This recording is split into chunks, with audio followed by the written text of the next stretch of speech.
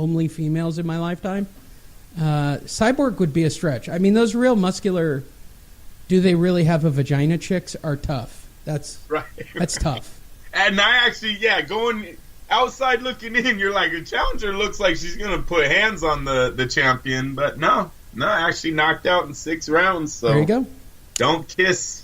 Gabe Rosado is still the king. Super middleweight king. Gabe Rosado, 24-11, 14 KOs. Scored an impressive 6-round TKO over Glenn Tapia on Thursday night.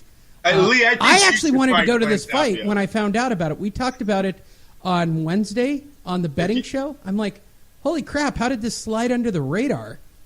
Monte Carlo. If you want to make a comeback in boxing, I say you fight Glenn Tapia. I really do. You think who? Me? Yeah. Me. The kid, this is like 5 knockouts in a row, I think, Lee. Seriously. I'm pretty sure Glenn Tapia would still kick my ass.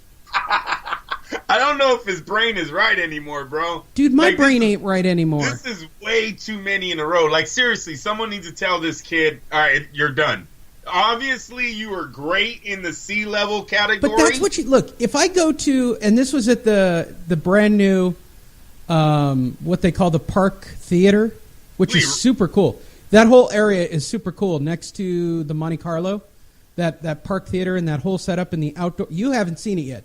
But they've got a whole outdoor area with restaurants, and it connects. That's great. It's great. It's freaking great. Lee, listen to me. Rosado is a B-level at best fighter. You're talking about a guy with almost but you and I both go to ballroom boxing. You never get to see the shit. Even Rosado Tapia that's a name fight, man. Of course it is, but Tapia all for the wrong reasons. Well, yeah. Tapia has a name because he gets knocked out in great fashion. This could have been Glenn Tapia or Fernando Vargas. It's the same outcome. Exactly. Yeah, I agree. It's never a knee. It's never a white towel. It's always this kid unconscious on the mat, and they need to stop it.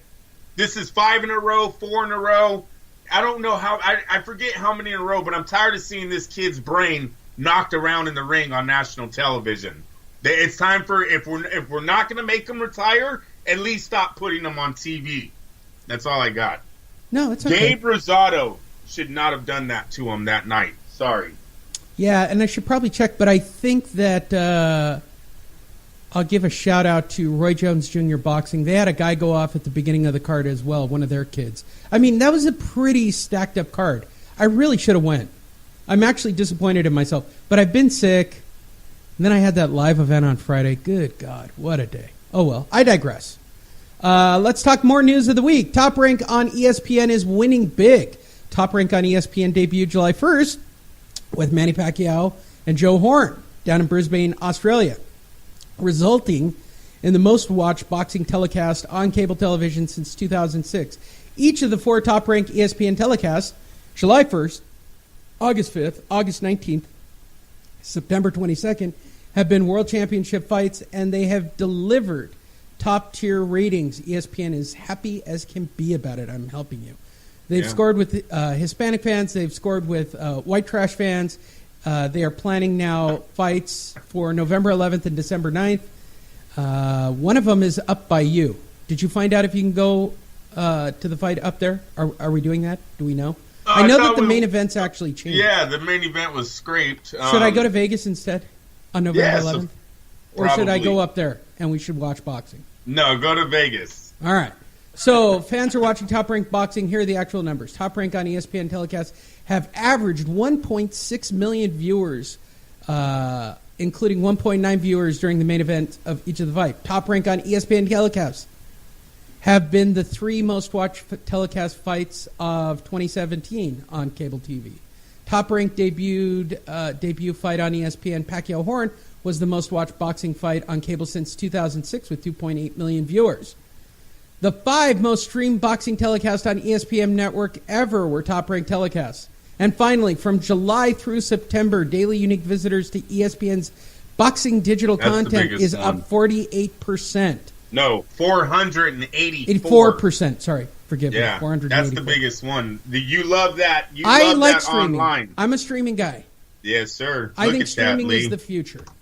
And those stats are making you sound correct there, sir. 484% up since last year. Streaming boxing, dude. Yep. Let me watch it on my phone while I'm going to the event. This is why you listen. Lee always forgets these little things that he says, I say during our shows. But Lee told you guys this more than a year ago. And look at what these numbers tell us today. Streaming was the way 2 years ago if you listen to Fight Net Radio. Yeah, but if you really look at it objectively, you knew that because of Netflix. You knew that because of the WWE. Obviously, someone didn't with ESPN's 484% up in the points since last year. What did they figure out? They figured out something since 2016. It's either the top-ranked fights that did this, or they had to have put more money into their internet, right? Their websites or whatever to get this kind of streaming. So they didn't get it until last year. Well, they haven't crashed yet, so they haven't rebuilt the platforms. But yeah, I mean, it's obvious. Look, we're all going to get rid of cable at some point. Yes. It's going to happen. I don't want to break it to cable, but Hulu, all you need is Hulu, Netflix, and whatever specialty service you like, NFL, NBA, whatever.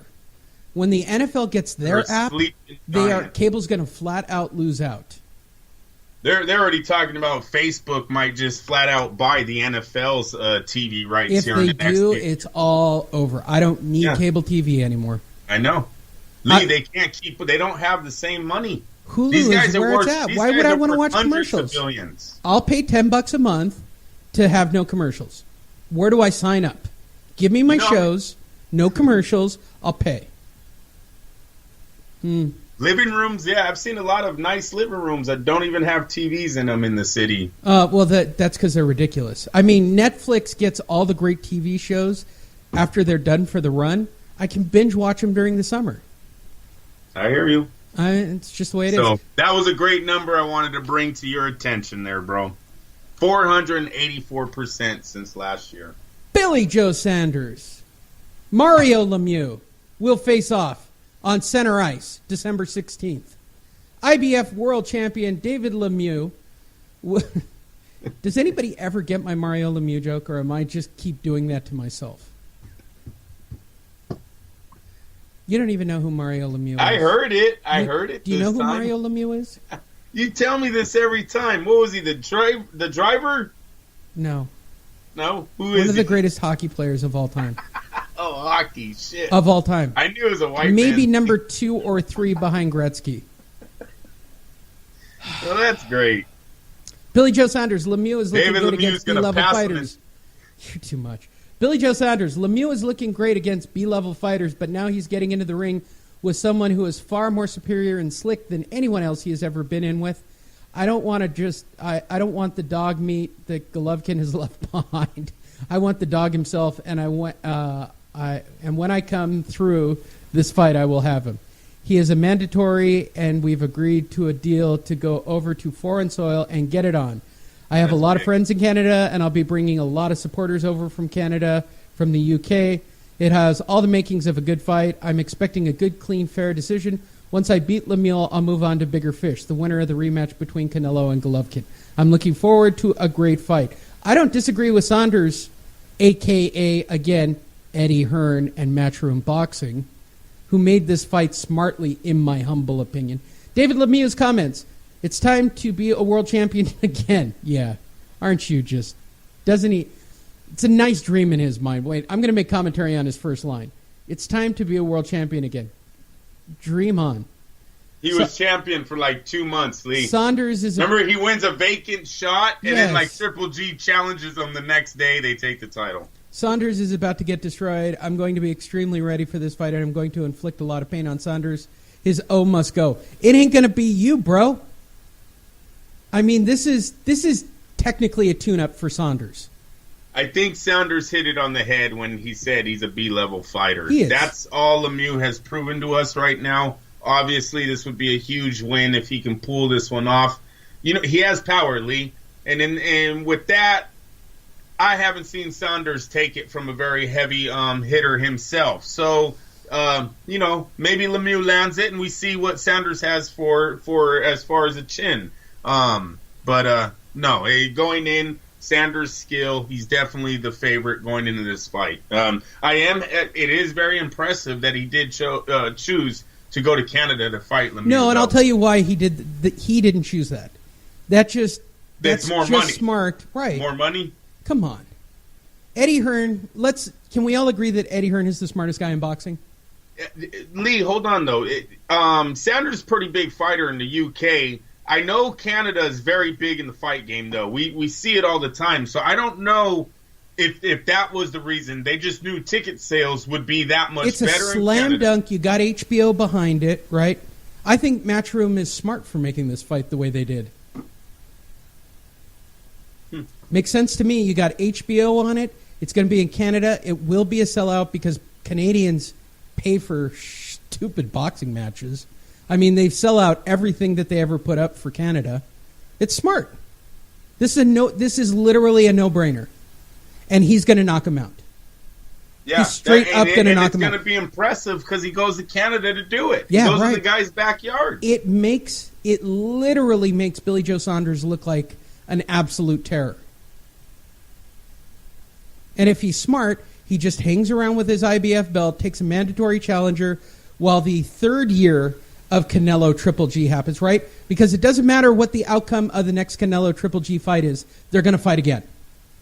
Okay? Unless it's a vicious third round knockout. Canelo Triple G is 3 fights. Period. I don't care what anybody says. I'm telling everybody right now, Canelo Triple G is still 2 more years of boxing. Just get Cinco used de to Mayo and Cinco de Mayo and Mexican Independence Day. Yeah, right. They're going to hit them both again. Yeah. Okay, unless Canelo or Triple G scores within the first 6 rounds. I mean, like Kovalev type stoppage. It's got to be like career-ending stoppage. I digress. Spence Peterson on tap for January. IBF welterweight champion Errol Spence Jr.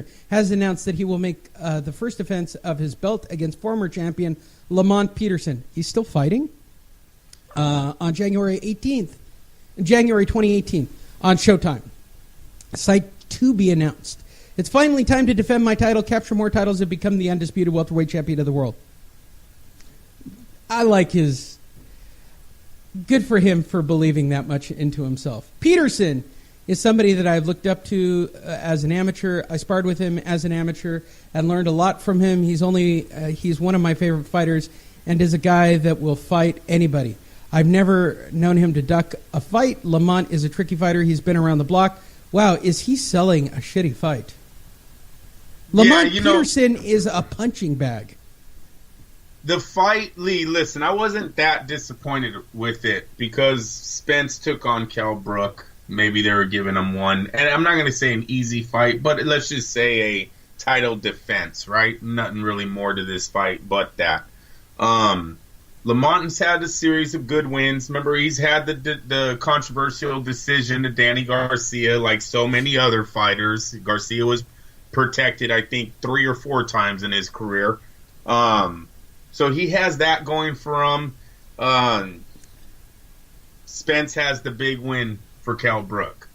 Now, what pissed me off about this situation is when you found out that Miguel Cotto had offered a fight to Spence, and they turned it down. I'm so tired. You know, Lee, we come on here and we talk on the show about how these guys are not keeping the flow going. The retired. We have too many guys retiring with titles now, retiring without passing the torch on to someone else. Cotto's about to do that if he does fight Ali in December, beats him, and says that's it for his career.